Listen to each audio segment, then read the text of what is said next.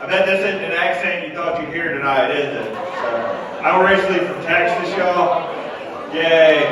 And in New York City, I have to add another part to that sentence, and I have to include, and I'm not racist anymore. So, y'all, not only am I from the South, but so are my parents. My dad's from Louisiana. My mom's from Arkansas, and yes, I was conceived during a wrestling match. It gets real weird when you find out that your dad's face and finishing move is the rock eyebrow. When I told my mom I was moving up to New York, like most Southern parents, she got worried. She was like, oh my God, James, something horrible is going to happen to you up there. You're going to get mugged or raped or even worse, lose your accent. So, it's nice to know what she worries about, y'all. The other one that I really don't like is in the city you have to deal with a lot of stereotypes about Southern white boys. One of them I really don't like is they're like, oh, white people don't like spicy food. Have y'all heard this shit? Yeah, it's bullshit, y'all. I come from East Texas. We're like Cajuns on horseback. So.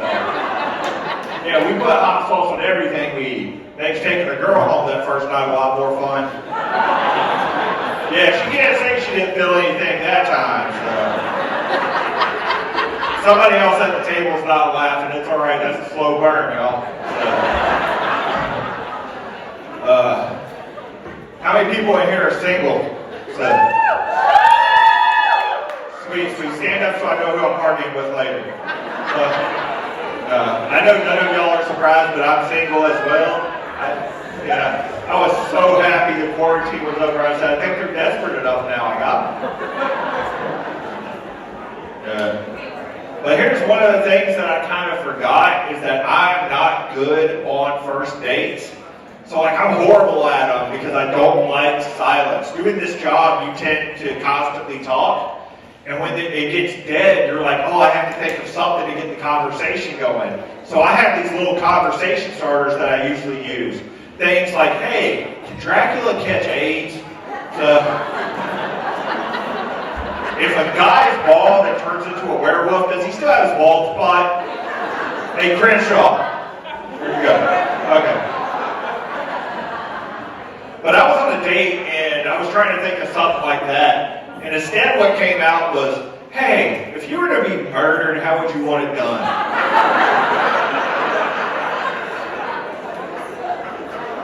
I don't know why I didn't get a second date. But here's the thing, y'all, is like you ladies, you're not off the hook either because y'all don't ask odd questions, y'all just blurt out shit. Yeah, I was on my second date trying to come back and this lady just wanted to tell me everything.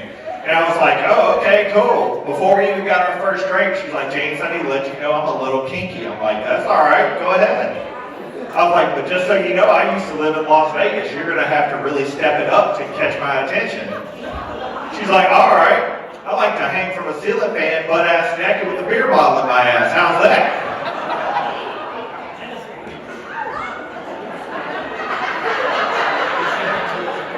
I don't have to do that, do I?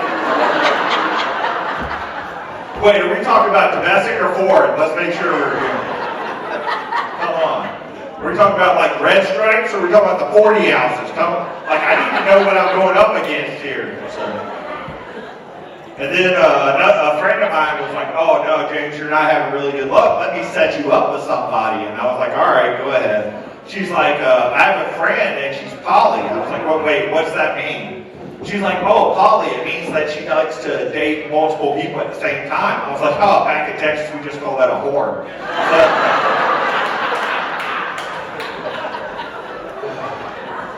Try to use new language, they get me every time. So. But the last girl I dated was kind of weird, but not the kind of weird like roll over, bite the pillow, and the safe word's orange. Not like that at all. The reason I say she was weird is because I was brought up like, you be a good boyfriend, you be a good husband. And so every 28 days, I would go buy her tampons and chocolate, trying to be a good man.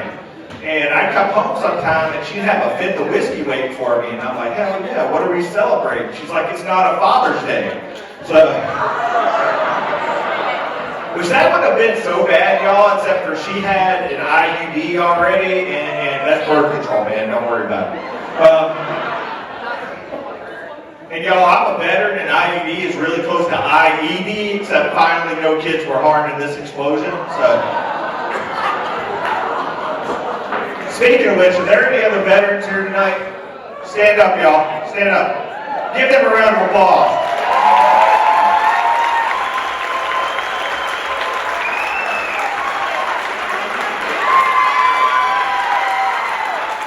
All right, that's enough. We're all hard. It's fine.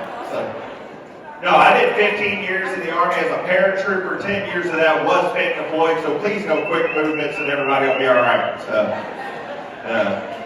I'm sure some of y'all get this, but people will be like, hey, James, thanks for your service. And usually I say, no, thank you. Because for 15 years, y'all paid for my housing and food, for my alcoholism, and for the most fucked up vacation ever, y'all. So, yeah, if you work for a company for that long, usually they want to send you someplace like Disneyland or, Lake Tahoe. Y'all were like, James, how does Iraq and Afghanistan sound? Sounds like a lost Wheel of Fortune to me. I actually joined the Army really young. I joined at 17 years old. And sometimes other comics will come up and ask me really weird questions. Like they'll come up and be like, hey, I got a cousin at Fort Hood right now. Do you know Steve? No, I don't fucking know Steve. Leave me alone. The other one I get is, well, you went overseas. Did you have to kill anybody? I was like, well, I didn't have to. So,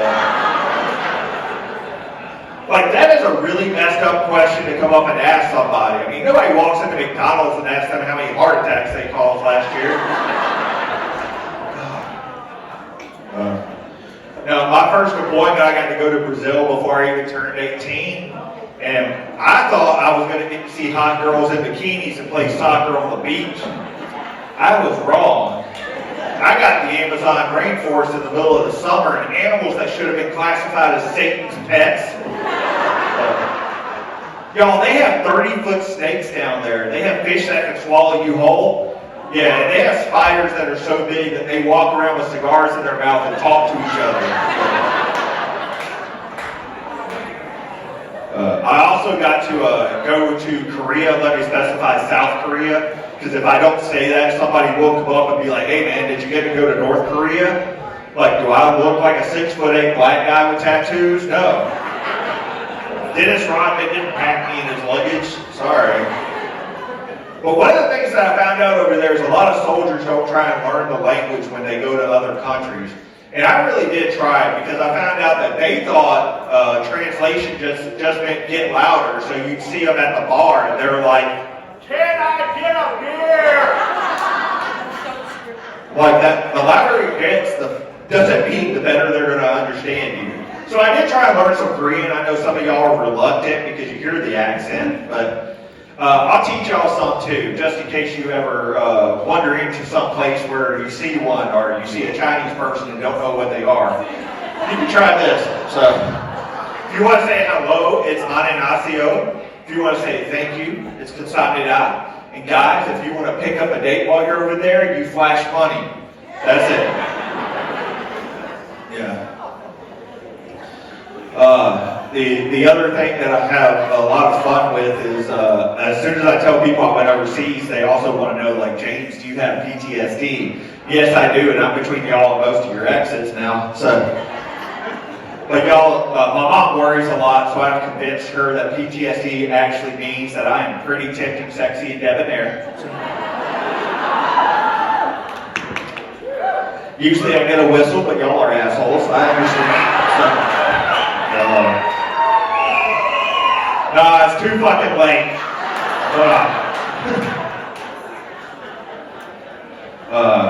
Usually, and then the next question I get, okay, James, you got PTSD, you're on your medication, right? Yeah, I'm on all the drugs your taxpayers buy me, thank you.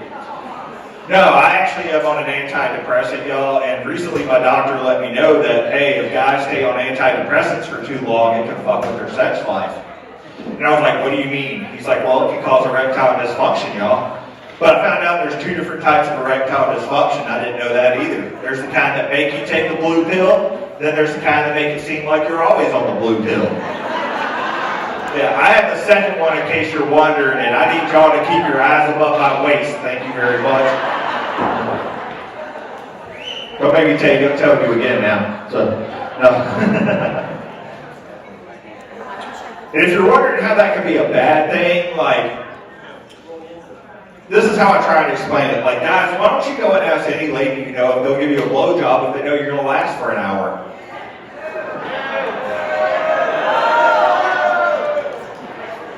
So, y'all, I'm taking an AD that causes ED that stops me from getting BJs. How am I supposed to LOL?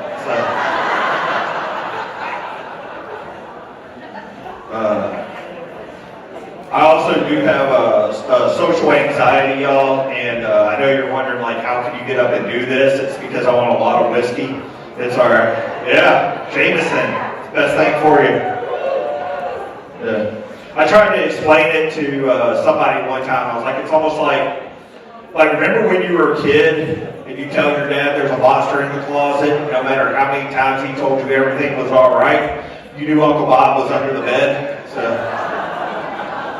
it's kind of like that. And besides doing this, I also do public speaking in schools. That's okay. It's your kids. I don't care. So. And for Veterans Day last year, I got to go talk to a group of middle schoolers about some of the stuff that I experienced, and one of them raised his hand, and he was like, Mr. James, is war like Call of Duty? No, little Jimmy, the fuck it's not. No, there's no pause button on a bullet. There's no easy setting on Afghanistan, man. Not unless you're in the Air Force. So.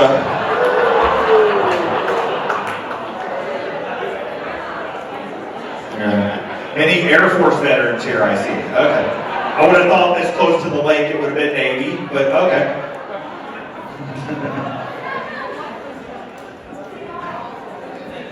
No fucking yeehaw. You scare Crenshaw and Whoopi Goldberg stunt double over here. So.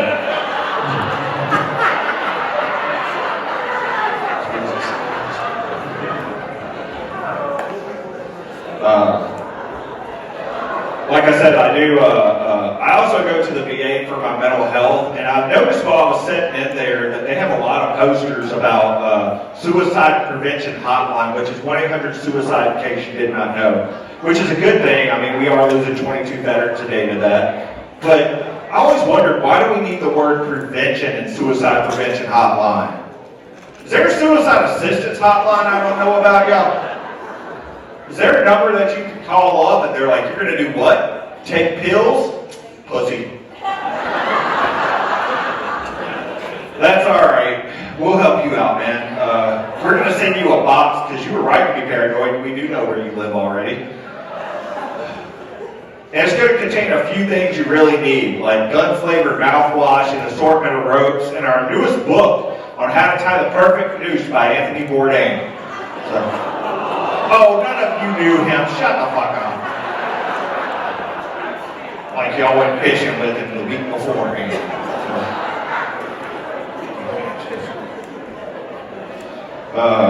The other one that I get asked is if I'm ever paranoid, and I was like, oh yeah. But I don't get paranoid in normal situations. Like the time I get paranoid is when I'm driving down the road and I take a right-hand turn and then the car takes a right behind me.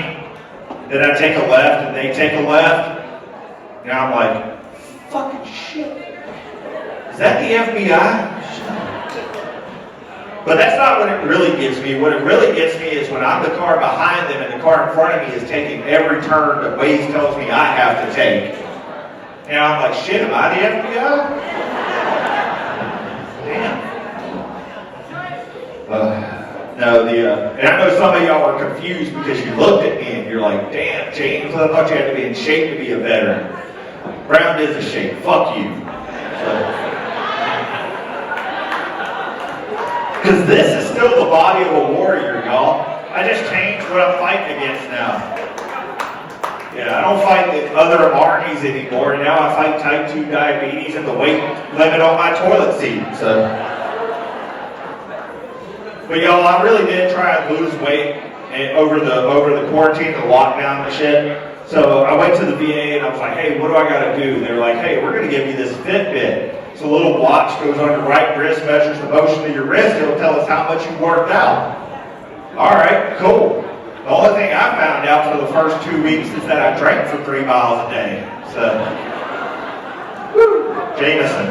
All right, please sponsor me. Had to point at the camera, sorry. No, but I stuck with it and I really did try. Like, I went out, worked out, but went back to the doctor and he pulls up all my notes. And he's like, wow, James, like, we're so proud of you. You're up to like a half marathon every other week. I didn't have the heart to tell him that I took it off my wrist, put it on my dog's tail, and fed her treats. So, yeah. Anybody here have tattoos? I noticed none of the single ladies raised their hand. I'm like, what the hell is this? No, I have 13 tattoos. That's why I asked that question, y'all. And can anybody beat that? No? Okay. Usually when I mention to people I have 13 tattoos, they're like, is it because there were 13 stars on the Confederate flag?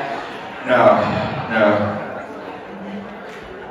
But here's the thing, y'all, is that a lot of people always want to know about your tattoos. Like, they want to know where you got them from, how you got them and stuff.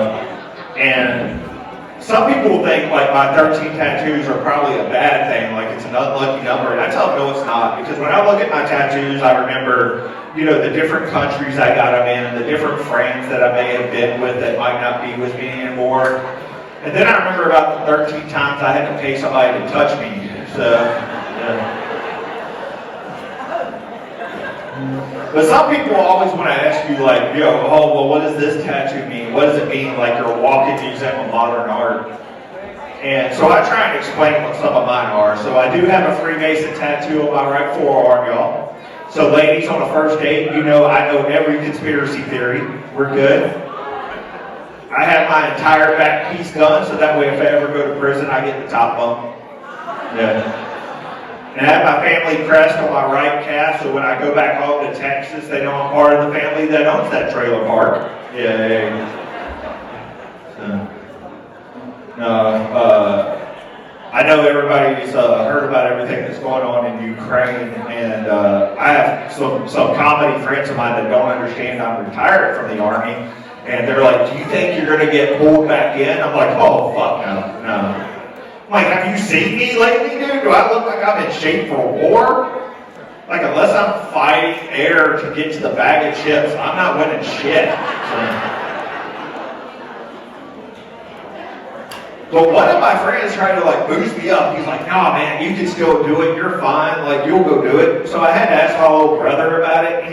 After he got through laughing at me, he was like, no, James. He's like, you couldn't sneak up on anybody. Have you heard yourself walk? What the hell does that mean, dude? I was like, I know I'm a little out of shape. He goes, no, you sound like a roll panel bubble wrap, man. I'm like, well, that's rude. Damn. One of the other things that I like telling people about, especially if they don't know, a lot of people want to know, like, about flashbacks, and although I don't have them, I understand a lot about them. And I always try to explain, like, essentially a flashback is just reliving your worst moments in life over and over again. Kind of like when President Biden looks at a set of stairs.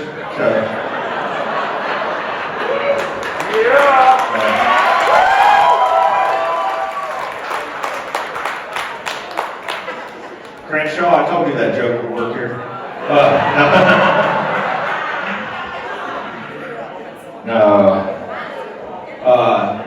But here's the thing that I never understood is, why can't we have a good flashback, y'all? Like the first time your dad took you to a ball game, or your first kiss, or the first time you got a finger in the butt, just to the first knuckle.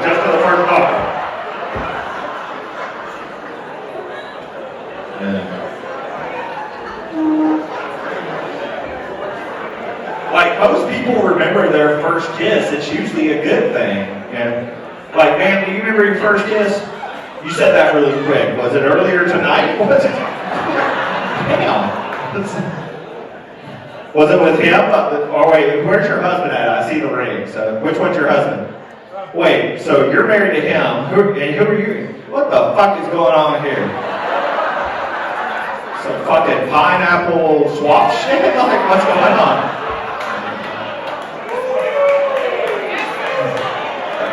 Hey. Y'all ain't taking my DNA tonight. It's fine. So. But no, like most people remember their first kiss, and it wasn't a good memory though. It was awesome. Like mine was a good memory too. Like I remember it was very vivid. Like I was all excited. She was really firm, and I'm not allowed in that cemetery again, y'all. So, yeah.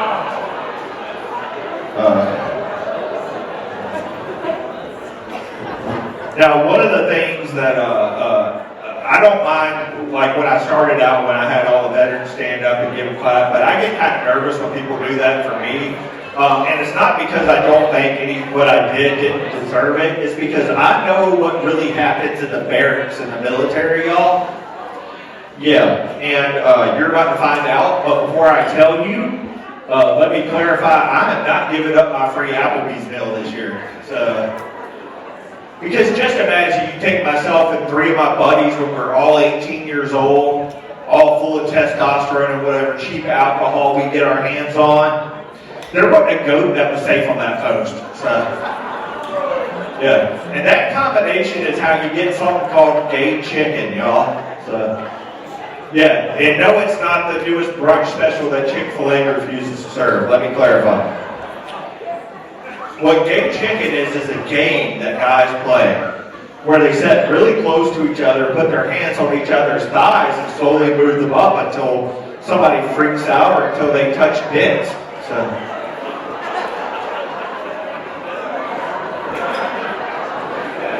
some of y'all are pointing at each other, and I don't know why.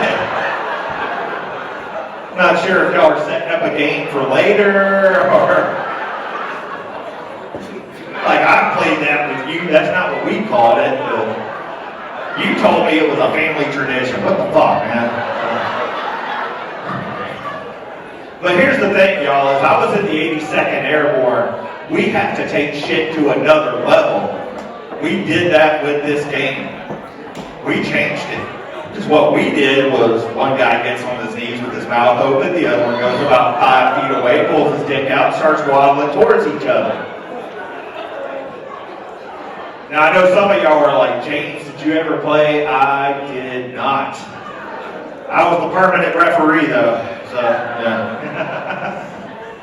And the same guys that did this, like, I still go out drinking with some of them. And not that long ago, we were in St. Louis.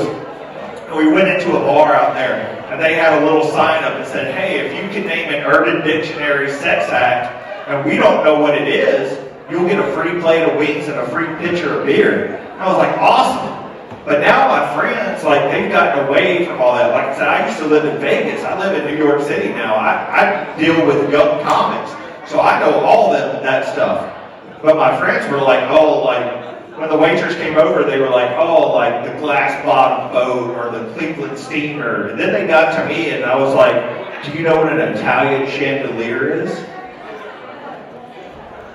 And the waitress didn't know. Do any of y'all know what it is? It's when you make up shit for free wings and beer. So, yeah. It's always fun that way. So, one of the things that I kind of found out hanging around them, though, is that I always ask my married friends, like, you know, weird questions, and because I need shit to write for comedy, mainly. And one of them that I asked, I was like, you know, do you ever think of anybody else, you know, when you're with your wife? And they're like, oh, yeah. I was like, that's not fair. Like, I don't think that's what you should be doing. And I think if you do that, like whether you're having sex or whether you're masturbating, you think of somebody besides your significant other, that person should get your orgasm. And that can have good or bad things. But just think about it. Like, if you're not a very good-looking person, you're walking down the street or you're at work, and all of a sudden you're like, oh, like somebody thought of me.